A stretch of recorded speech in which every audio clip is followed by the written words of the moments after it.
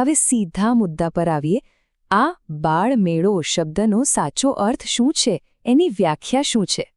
એકદમ સરળ શબ્દોમાં કહીએ તો બાલમેળો એટલે સ્કૂલમાં થતો એક એવો પ્રોગ્રામ જે એજ્યુકેશનલ પણ છે અને મનોરંજક પણ.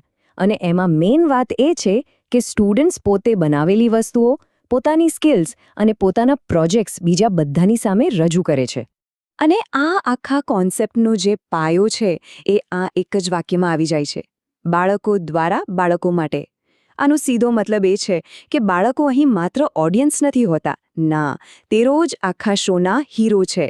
એ જ બનાવે છે, એ જ ચલાવે છે. પણ સવાલ એ છે કે આ બધું શા માટે? આટલી બધી મહેનત કરવાનો હેતુ શું? આ મેળાથી બાળકોને ખરેખર શું ફાયદો થાય છે? ચાલો એના મુખ્ય ઉદ્દેશ્યો અને લાભો પર એક નજર કરીએ. જુઓ, GCRT મુજબ એના ઉદ્દેશ્યો એકદમ ક્લિયર અને પાવરફુલ છે. જ્યારે કોઈ બાળક પોતાનો પ્રોજેક્ટ 4 લોકોની સામે સમજાવે છે ત્યારે એનો કોન્ફિડન્સ ક્યાં પહોંચી જાય?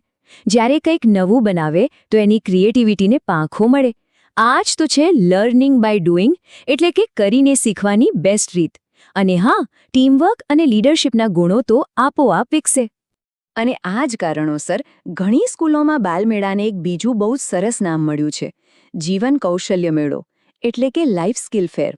આ નામ જ બધું કહી દે છે કે આ માત્ર મજા મસ્તી માટે નથી, પણ જીવનમાં કામ આવે એવી પ્રેક્ટિકલ સ્કિલ્સ શીખવા માટે છે.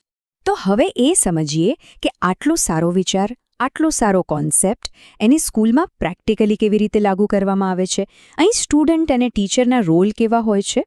અહીંયા છે ને આખી ગેમ જ ફરી જાય છે. આપણા રેગ્યુલર ક્લાસરૂમ કરતાં અહીં ભૂમિકાઓ એકદમ ઊંધી છે. સ્ટુડન્ટ અહીં ક્રિએટર અને લર્નર છે, અને ટીચર એ નોલેજ આપવાવાળા નથી, પણ એક ગાઈડ, એક મોટિવેટર બને છે.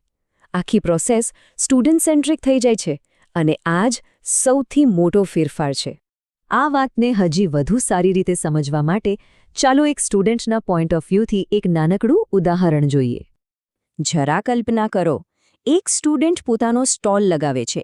બની શકે કે એણે હાથથી બનાવેલી કોઈ વસ્તુઓ વેચવા મૂકી હોય, અથવા તો એ આવતા જતા લોકોને કોઈ ગેમ રમાડી રહ્યો હોય, કે પછી પોતાના સાયન્સ પ્રોજેક્ટ વિશે એકદમ જોશથી સમજાવી રહ્યો હોય. વિચારો, આ એક જ એક્ટિવિટીમાં એ કેટલી બધી સ્કિલ્સનો ઉપયોગ કરી રહ્યો છે. અને આ બધા અનુભવનું પરિણામ શું નીકળે? એનો સાર આ 3 શબ્દોમાં છે: સ્ટુડન્ટ કંઈક નવું શીખે છે, કદાચ થોડી કમાણી પણ કરી લે, અને આખી પ્રોસેસમાં ભરપૂર આનંદ માણે છે. શીખવું, કમાવવું અને આનંદ, આ ત્રણેયનું કોમ્બિનેશન શીખવાની પ્રક્રિયાને ખરેખર યાદગાર બનાવી દે છે. તો અંતે આ આખી વાતનો નિચોડ શું?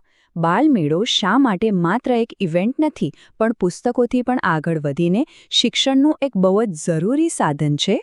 સૌથી અગત્યનો મુદ્દો એ છે કે બાલમેળો બાળકોને એ લાઈફ સ્કિલ્સ શીખવે છે જે ક્લાસરૂમની 4 દિવાલોની અંદર કે પુસ્તકોના પાનાઓમાંથી શીખવવી લગભગ અશક્ય છે. કોન્ફિડન્સ, કમ્યુનિકેશન, પ્રોબ્લેમ સોલ્વિંગ, આ બધું તો પ્રેક્ટિકલ અનુભવથી જ આવે છે. અને આ આખી વાત આપણને એક મોટા સવાલ પર લાવીને મૂકી દે છે: જો બાલમેળા જેવા કાર્યક્રમોથી ભણતર આટલું જીવંત, આટલું રસપ્રદ બની શકતું હોય, તો જરા કલ્પના કરો કે આવનારા સમયમાં પ્રેક્ટિકલ એજ્યુકેશનનું ભવિષ્ય કેટલું ઉજ્જવળ અને શાનદાર હોઈ શકે છે. આ એક વિચાર સાથે આજની આ વાતચીતને અહીં જ પૂરી